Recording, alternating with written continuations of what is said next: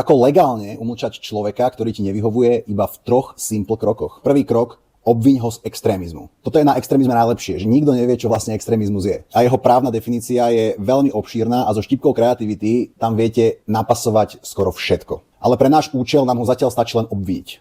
Poďme na krok číslo 2. Krok číslo 2 je tiež pomerne jednoduchý. Potom, ako je vznesené obvinenie, začneme trestné stíhanie a povieme našemu stíhanému subjektu, že počúvaj ma sem, subjekt. Napriek tomu, že si veľmi nebezpečný extrémista, my budeme veľkorysí, my budeme štedrí a nebudeme ťa stíhať väzobne. Za to nám buď vďačný. A dáme ti náhradu väzby v takej podobe, že nemôžeš opustiť krajinu, budeš nosiť náramok a musíš sa vyhýbať nenávistným výrokom. Tretí krok je najťažší, ale stále celkom jednoduchý. Keďže vieme, že ho za to odsúdiť nemôžeme, tak sa budeme snažiť vyšetrovanie natiahnuť na čo najdlhší čas. Urobiť čo najmenej krokov, čo najmenej progresu v tom vyšetrovaní, len nech ho udržiavame v tej situácii, že sa musí vyhýbať nenávistnému prejavu, ktorý, opakujem, nemá právnu definíciu. Voilà, 3 simple kroky a náš nepriateľ je vo väzbe, umlčaný, zastrašený a čo je na to najlepšie, úplne legálne.